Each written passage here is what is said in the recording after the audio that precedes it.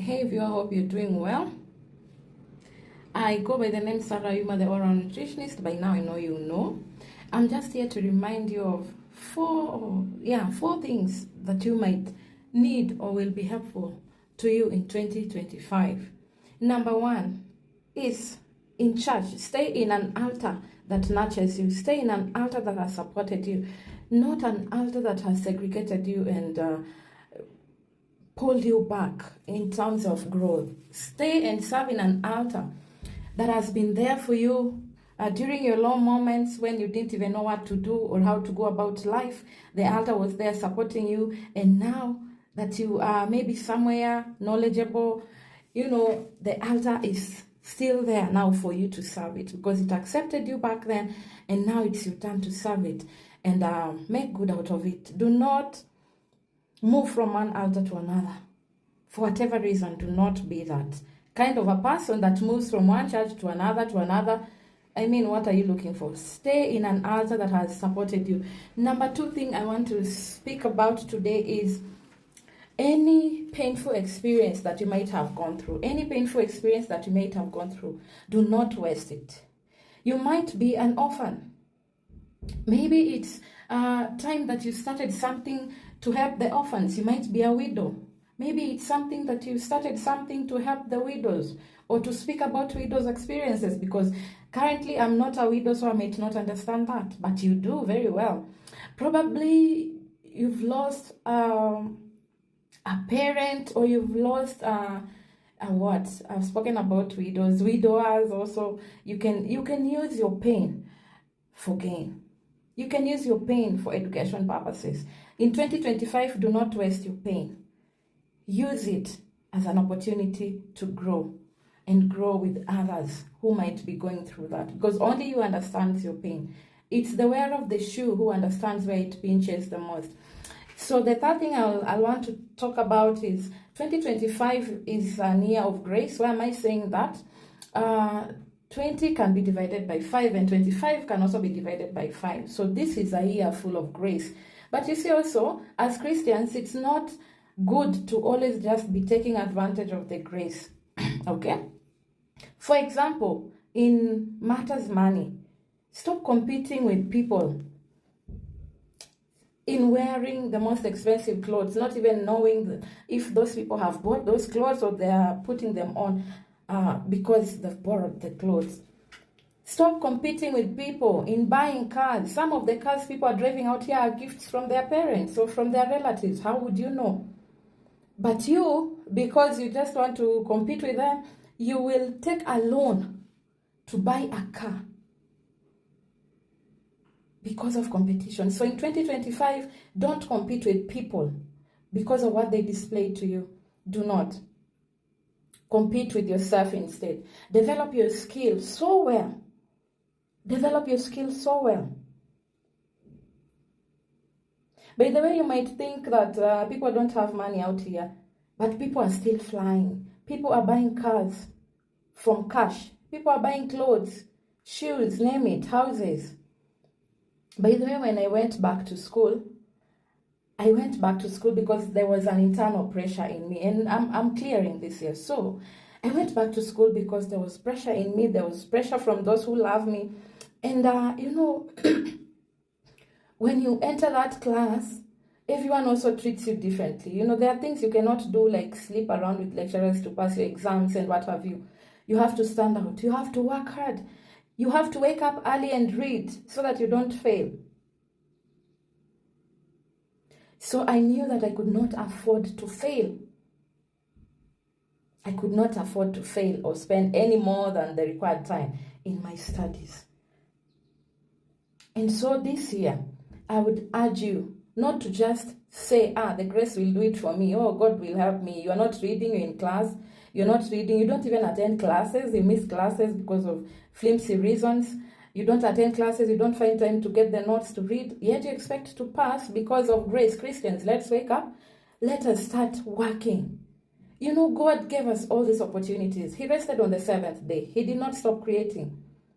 He did not create a chair. He created wood for you and I to go and get and make a chair using wisdom. So wake up. Do not just be singing grace or the grace of God. Do not take God's grace for granted this year.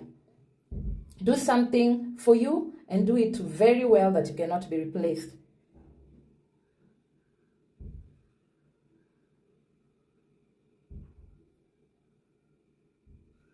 Another thing I want to talk about is take note of all the opportunities that come your way in 2025. Take note of all the opportunities that, when it comes to money, I'll ask you this question, my viewer. What are your streams of income? What are your streams of income? If they're less than 4, then in the next 100 years, you're not planning to succeed financially. In the next 100 years, you're not planning to succeed. So make sure that your income streams are not just salary or what have you, but you have at least more than 4 income streams. If you like watching these games, buy shares in those institutions. Don't just watch games making other people rich and not benefiting from that. Get shares from these institutions. If you like fashion, buy shares from a fashion something. Grow as you spend your money, also gain from that money. Let your money work for you. Number 2, the other thing I want to talk about is take note of all the opportunities that will come your way in 2025 to succeed and reach your destiny. If you're a 30-year-old, do you have land? At least, do you have land? If you're a 40-year-old, do you have a house to your name? And I'm talking to single people. Those who are married need at least the number of houses that equal the number of children that they have. Those of us who have kind husbands, when you're given money for salon, do you just spend all of it on your salon? Or do you save it for another day, an evening in your life? We are not in an era of growing old and wanting our children to help us. It's written in the Bible that the righteous shall leave inheritance for their children. Righteousness does not mean not applying oil. Even Esther in the Bible applied oil on her body for 1 year just to please the king. Righteousness does not mean neglecting yourself as a woman or not putting on earrings. It means planning ahead so that you can leave inheritance for your children. If you're single, have something in your name. When your husband gives you money, ladies, do not eat all that money with your 10 fingers. Take it and make something out of it, not just eating it.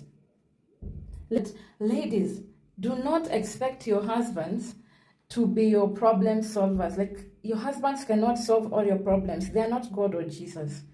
And the moment you understand that, the earlier you start positioning yourself to be not a liability but also an asset. Do not allow yourself as a woman to be a liability in your marriage, despite the roles that your husband is supposed to play. Make sure you're an asset.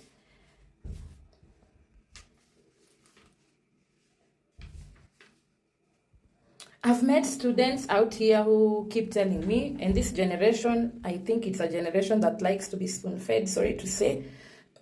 So a student tells me, I am still doing my schooling and I don't even have anything, like I don't have fare, I don't have things, So if you're a student, this is from me to you in 2025. Make sure you have something you're selling. Sell earrings. I did sell earrings and jewelry. Sell perfumes. I did that. Get handkerchiefs. Sell. Buy biros and sell. Sell scarves. Be very innovative. If you're still waiting for your papers to help you in this industry, don't just sit there waiting. Sell something.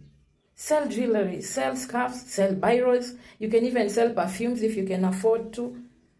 And you'll get pocket money that you need. And no matter how little your money will be, make sure that out of it you tithe, out of it you save, and out of it you do what? You give to the society. All right? Giving back is not a matter of richness, but a matter of a kind heart. I'd also urge you, my viewer, to have a piggy bank. Do you have a piggy bank? Because I have one.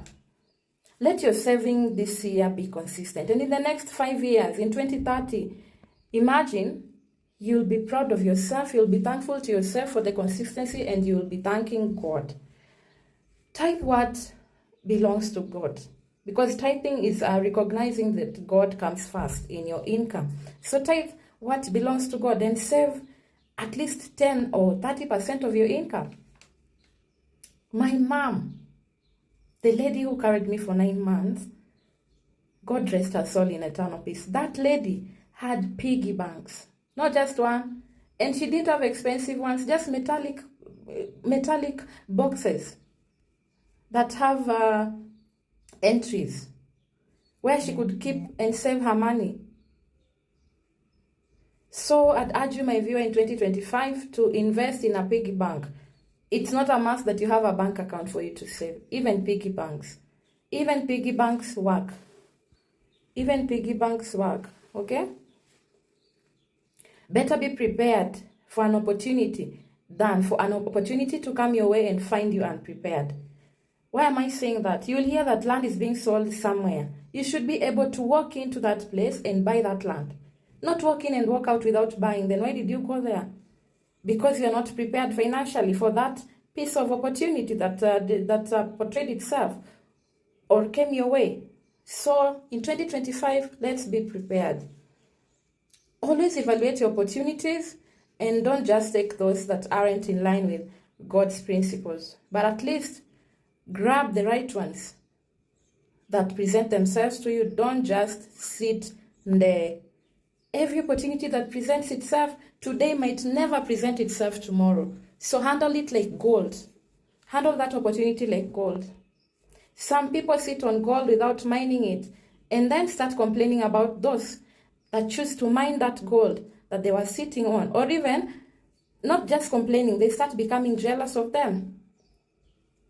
And jealousy is a disease. I'll say and I'll tell you, my friends. If you can't be happy for your friend who is succeeding, you have a disease called jealousy. It is equal to witchcraft. Right? Jealousy can be equal to witchcraft. And how do you know jealous friends? You observe how your friends talk when you're succeeding and talk when you're failing. People who make weird comments when you're uplifted. They'll say things like, let me use Swahili, ati ai tena, hujatosheka. You know, those people are jealous of you. Those people are jealous of you. Instead of being happy when you're happy and sad when you're sad, they are jealous of you. And sometimes jealousy can lead someone to start competing with you instead of complimenting you as a friend. Is that something you want to tolerate in your 2025? No. Personally, I don't want such a relationship. So be careful of friendly enemies and learn to qualify the access in 2025. Recognize human beings that are angels to your life. They are just so good. Remember, these angels are just everywhere and watching. They are testing you to see if you're good enough at your skills so that they can recommend you. So continue developing your skill and stay away from friends that make you feel worthless. Friends that make you miss opportunities and friends that lead you away from godly ways. Stay away from those people. Only service good relationships. Remember, you smell like the company that you keep. You smell like the company that you keep. Your friend is the prophecy of your future. You smell like the company that you keep, and your friend is the prophecy of your future. You will look like what you look at in 2025. And don't just sit there and, be waiting to sing another Merry Christmas and a Happy New Year in 2026 when your life is just remaining the same. Choose to make these changes. Ask yourself, what value does someone bring to you or add to you? Pray that you never meet people who will scatter your journey in 2025. And also pray that you will not use your destiny to please people or to appeal to people or to appease people. Don't waste money in irrelevant relationships. Instead, work on healing your self-esteem. Okay? Don't stay in abusive relationships just for validation purposes. Your assignment isn't to everyone. So don't care about those that you're not sent to. Care about those that you're sent to.